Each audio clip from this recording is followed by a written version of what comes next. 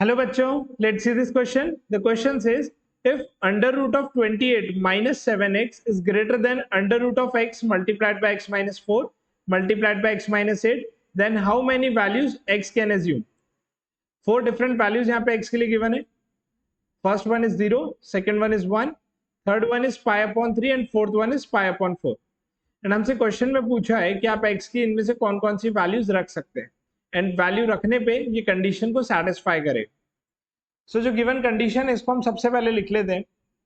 Under root of 28 minus 7x is greater than under root of x multiplied by x minus 4 multiplied by x minus 8.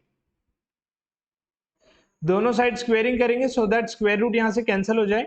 सो ये बन जाएगा 28 minus 7x is greater then x multiplied by x minus 4 multiplied by x minus 8. इसको further multiply करके अगर solve करेंगे तो ये cubic equation में कन्वर्ट हो जाएगा. में x cube minus 12x square plus 39x minus 28 is less than 0. इसके फैक्टर्स फाइंड आउट करने के लिए हमको इसको स्प्लिट करना होगा. सो इस तरीके से आप स्प्लिट करेंगे कि कॉमन टर्म्स आनी चाहिए दोनों ब्रैकेट्स में. So X cube minus 5x square plus 4x minus 7x square plus 35x minus 28 is less than 0.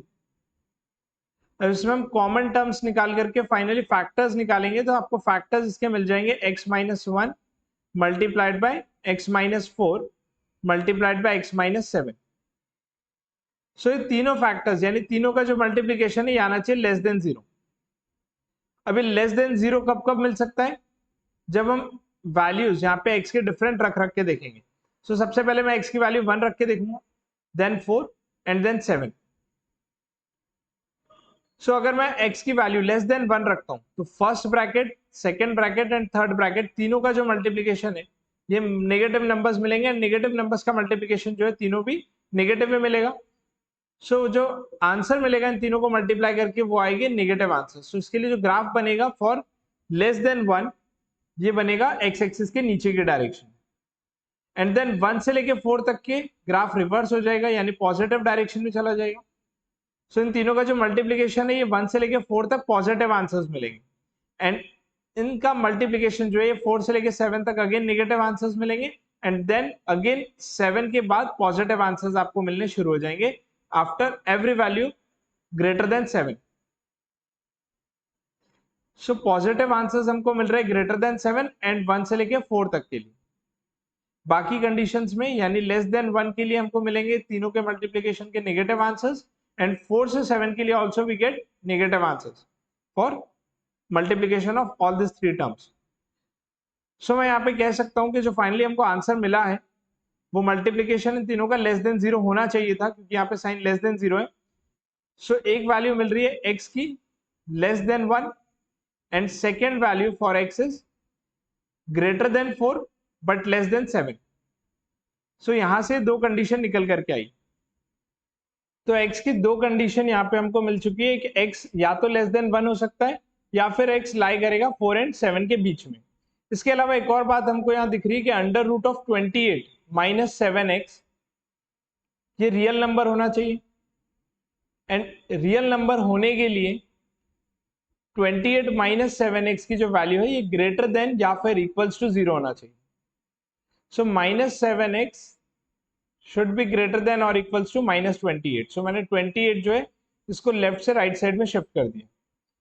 अब माइनस 7 से अगर मैं बोथ साइड्स इसको डिवाइड करता हूं सो x जो है ये लेस देन और इक्वल्स टू 4 हो जाएगा क्योंकि जब हम माइनस की टर्म से डिवाइड या मल्टीप्लाई करते हैं इनइक्वालिटी में तो साइन रिवर्स हो जाते हैं.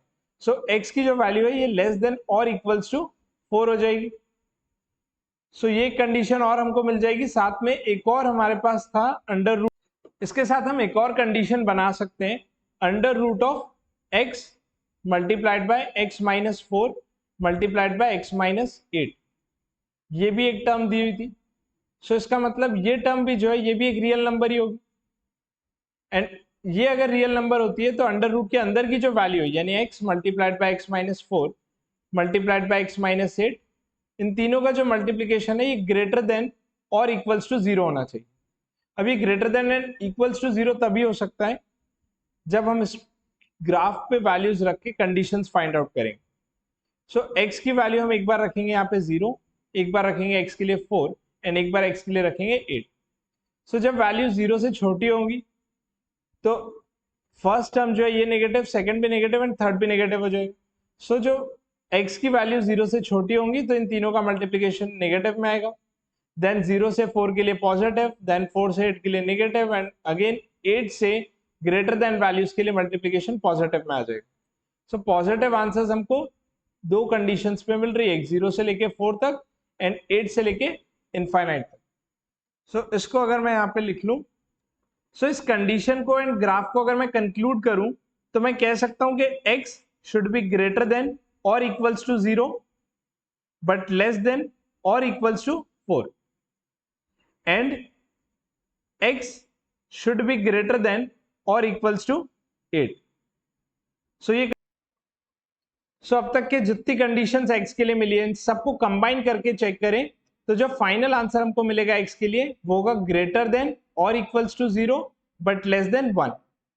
सो this is the final condition.